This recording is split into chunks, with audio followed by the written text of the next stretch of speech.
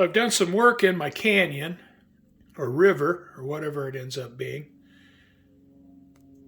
And so what I think I'll do now is I'm going to take my soldering iron with the copper wire and go in and carve some of this up. I've got the canyon roughed in. I used the soldering iron with the copper wire loop. And I'll almost certainly add some more to it, you know. After carving and shaping the canyon, I was thinking, what am I going to do with this? And then I thought, well, that piece of plywood in the back, even after it's painted, that's going to stick out like a sore thumb, so I need some way to hide it.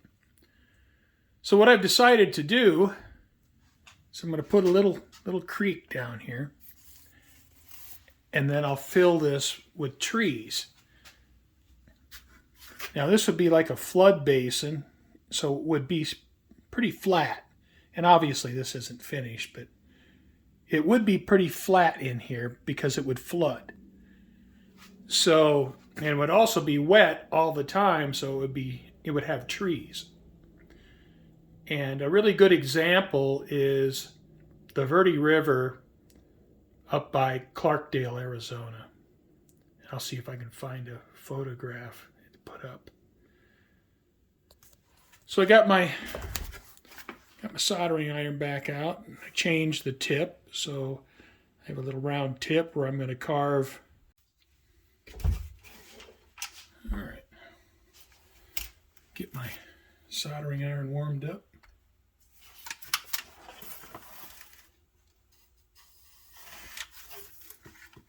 This isn't the greatest angle.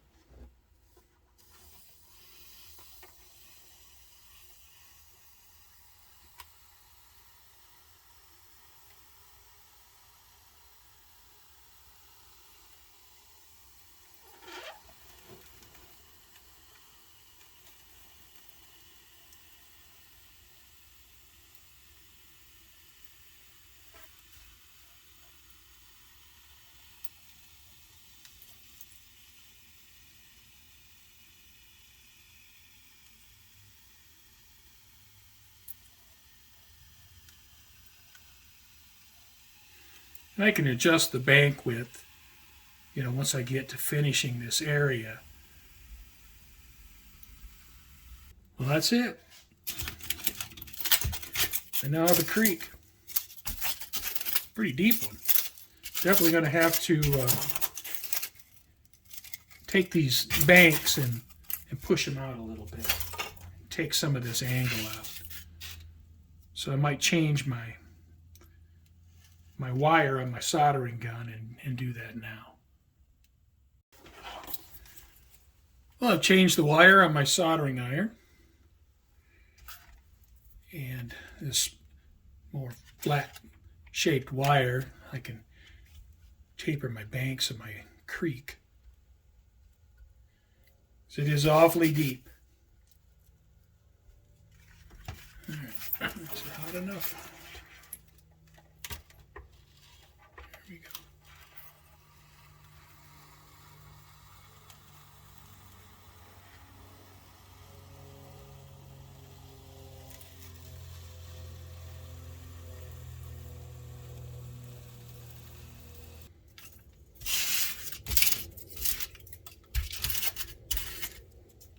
Okay. I got my shaper tool. Get in there and kind of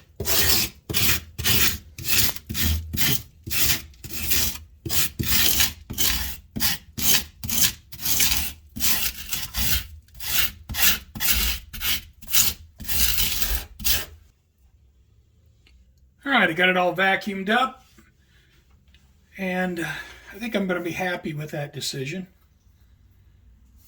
It'll allow me to put trees, you know, back here.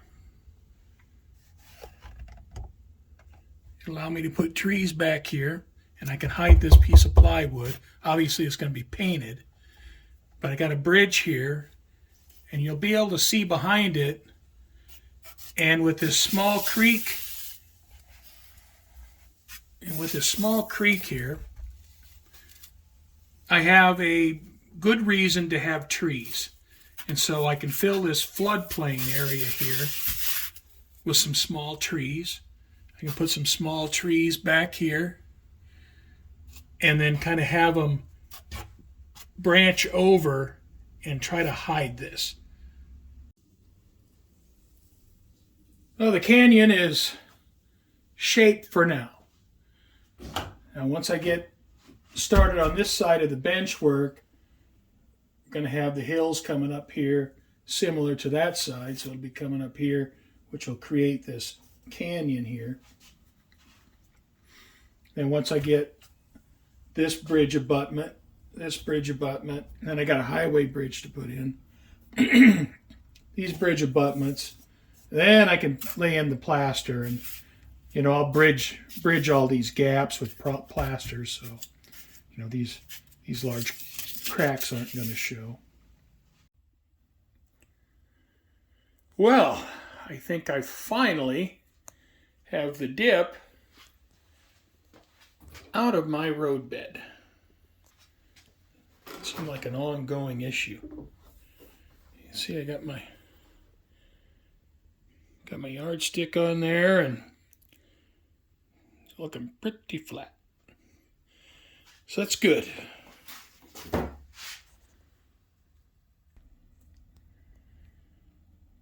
Yeah, I got my digital level.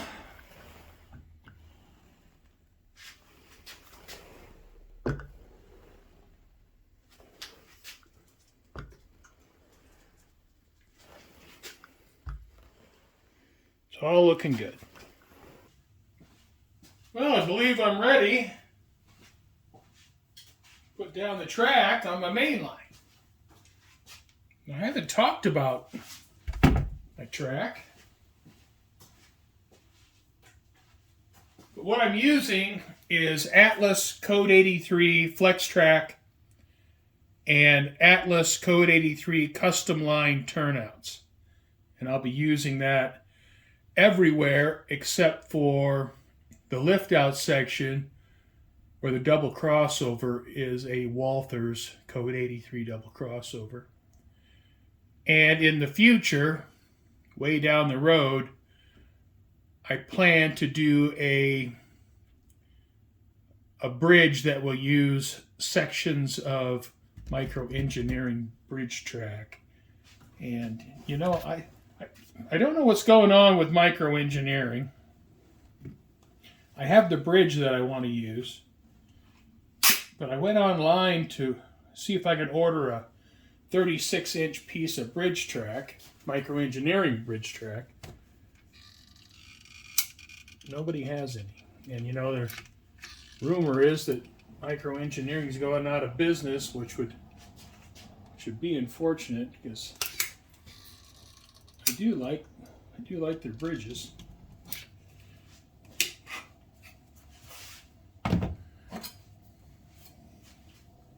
All right, so let's get this show on the road. I'm going to start up here on this corner because I want to use a full section of track here. I don't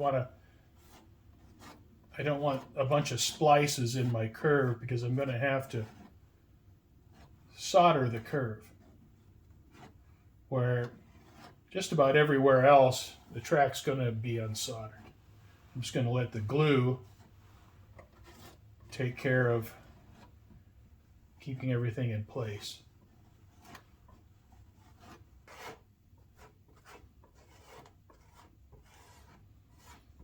And again, I want my glue. I want enough glue on here where the track's going to stick, but I don't want so much glue where it comes squeezing up past the ties. I just end up with a big mess. And also when the track is ballasted, that's also going to help glue it in place. All right, so I cut back a couple ties from the end. And I gotta reach out there.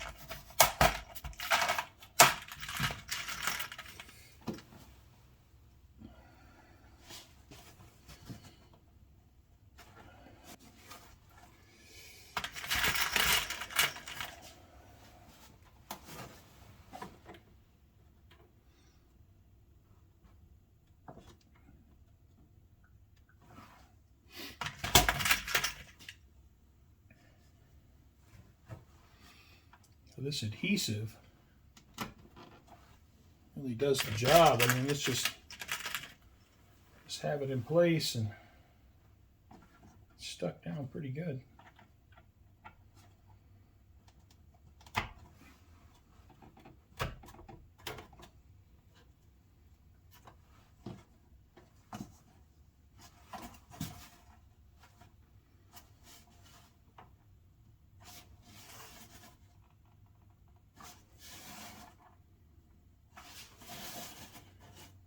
So I have the track set down in the adhesive. You know, I don't have any pins in it, obviously. And I can put it right where I want it and it stays. So that's nice.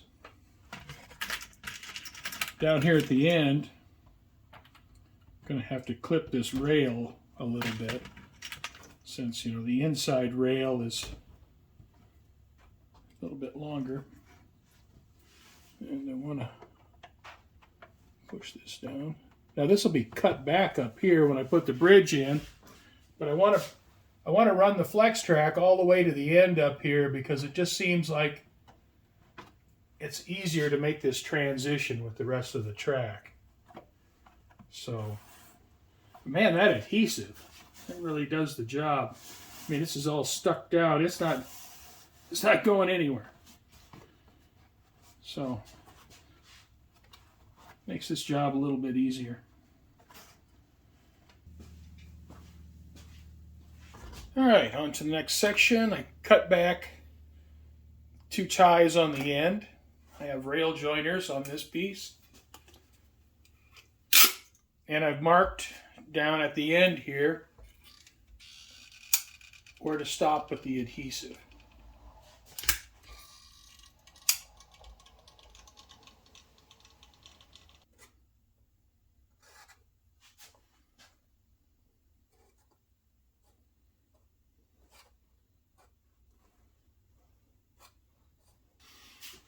All right. Make my connections here.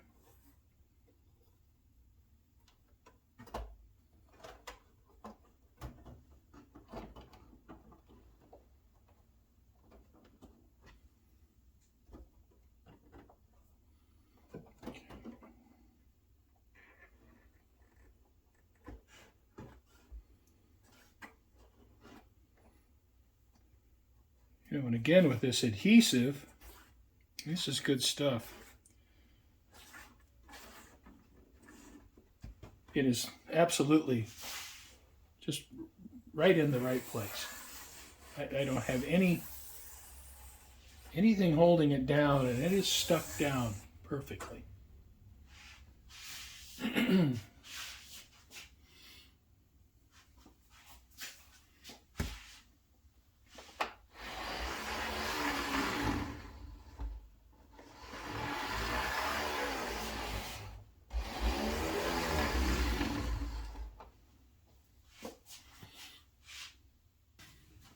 All right, so I have 2 ties off each end of this piece of track. I have my track marked.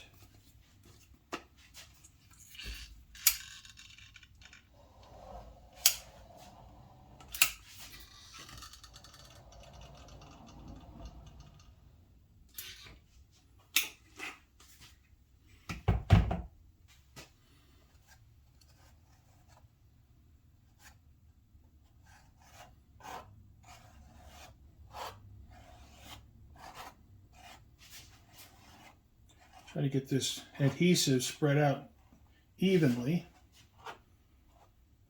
Just a nice thin coat.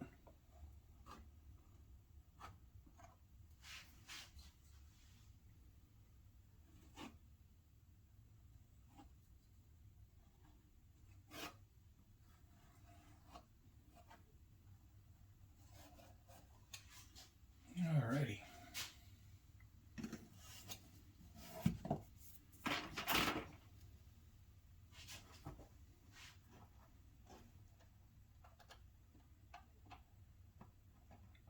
I must have a couple different brands of rail joiners because some of my rail joiners are pretty loose. Some of them are pretty tight.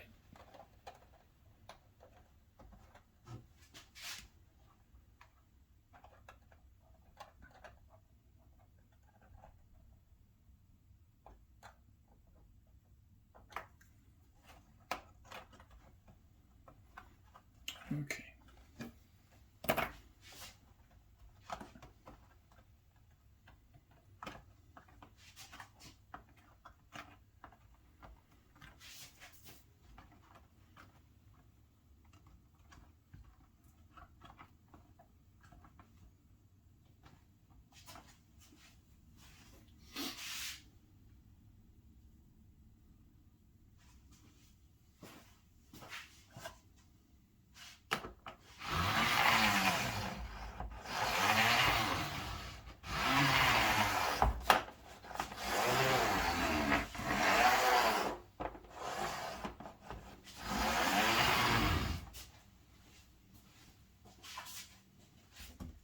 All right, get this last section glued in place. And you'll notice that there are no pins in those last two sections of track. Just don't need them. This adhesive hangs onto that track really well.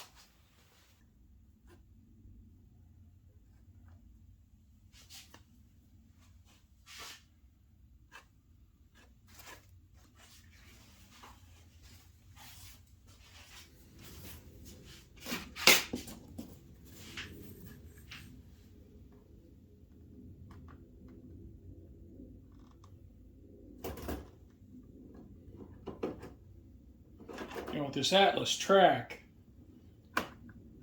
one side of the track slips and the other side is fixed, which I guess makes sense so you can bend it around corners. But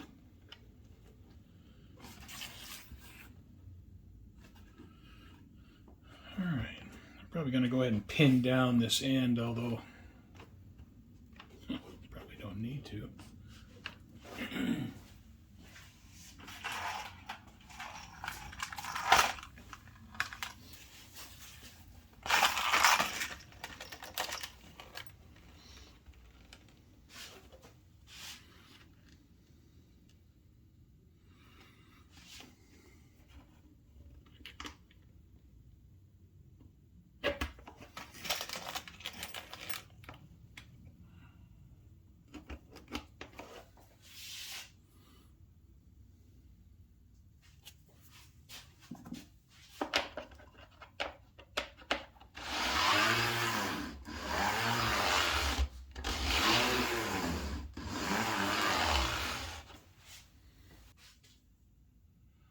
Oh yeah, that's pretty. Oh my goodness, that's pretty. It is smooth and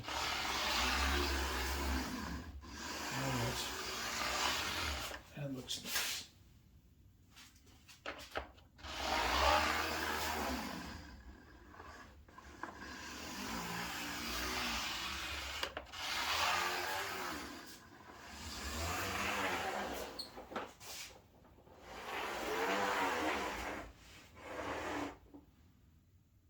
Have the mainline track in. Went pretty well. That power grab adhesive really is good stuff. And I just finished laying the track and you can see I have hardly any pins in it. Just a couple here because at the end, you know, I'm in the middle of a curve, so I want to hold that position. Man, it flows nice. I'm going to take you on a ride.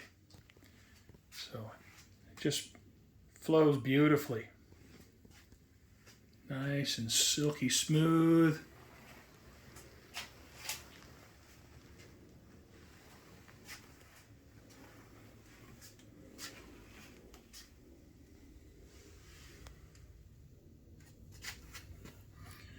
So I'm real happy with that.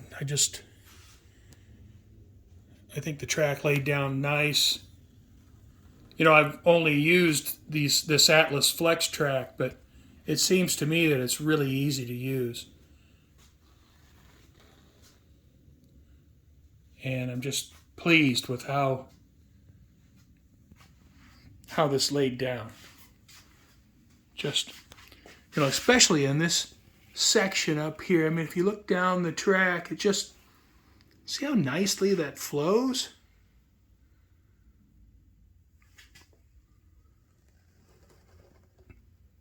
Just really pleased with it.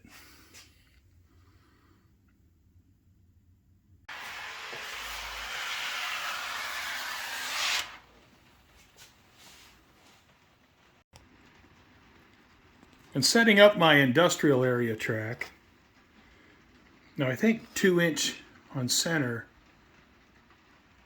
is the normal side-by-side width for parallel track. I'm not certain about that, but that number is what I used. So I set this track gauge for 2 inches.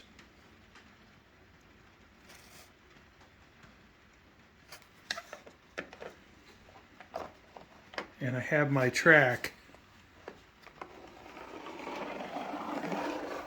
parallel for 2 inches all the way up to the turnout. And on this piece of track, on this side, I'm using background buildings, and the buildings are shallower than on this end. So I needed to pull this track back in further, so there's a wider spacing here. And for this I used, well, it's about 2 3/4 inches. It's about 2 3/4 inches. But again, I tried to make the track as parallel as possible.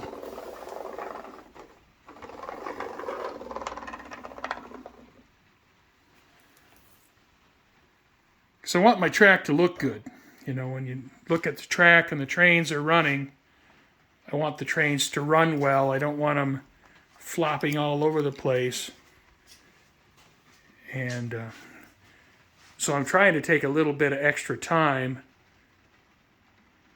to make the track look good and perform well. Well, I'm at the point where I have to cross over to this side. So I'm going to start cutting out for outlines for the track on this side. And you can see I've been working in the canyon here.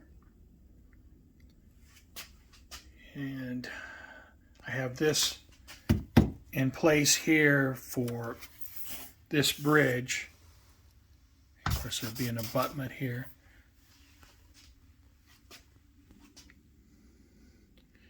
So it's just about time to get going over on this side. Well, I have the mainline track installed on the Peninsula.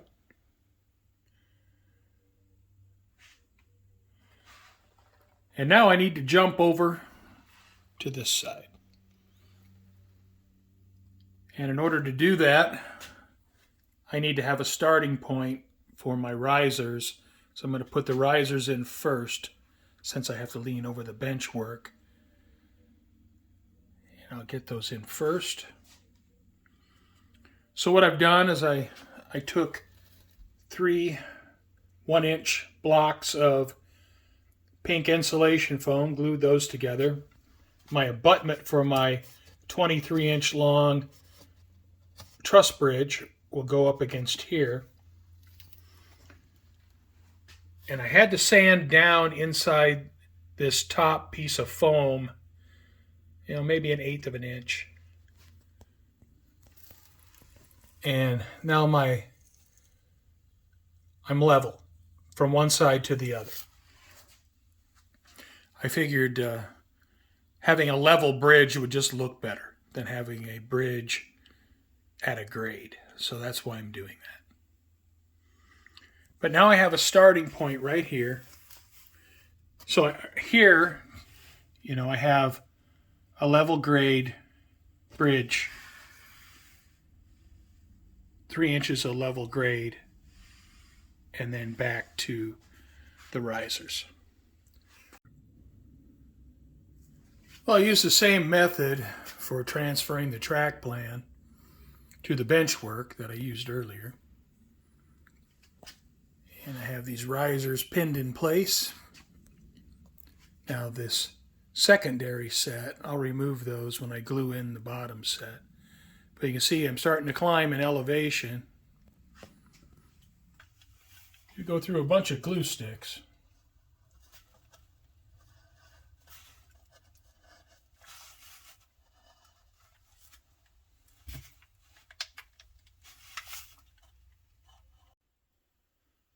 I have the Woodland Scenics 2% risers in for the second part of the layout.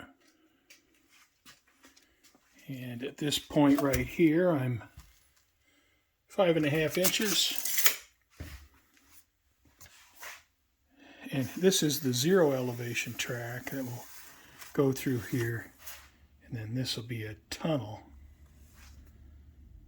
And then this track, this will be inside the tunnel. And then this track will continue to rise. And I think the peak elevation's 6.25 inches, right around there.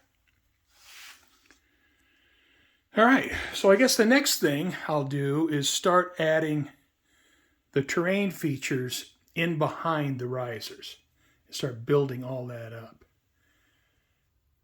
Now the top of this section of benchwork is a little bit chewed up. Now this section is my original module that I built 6 years ago.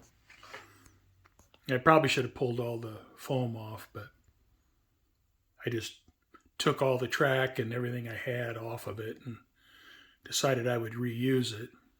And that's what I'll be doing. So, you know, any irregularities I'll just have to take care of. But, you know, it was an exercise. And, you know, I had my DCC system in here. And you can see all the wiring. When I pulled everything out, I just cut it and tore it out. And before I start wiring track in this section, I mean, all this has got to be cleaned out. So I'll have to pull all the wiring out of here. But if you're interested in seeing this module back when it was all together and working, I'll put a link to it at the end of this video. But it worked well, but it just wasn't what I wanted to do, and you know. Well, thanks for watching, and I hope you join me next time as I continue on with my model railroad journey.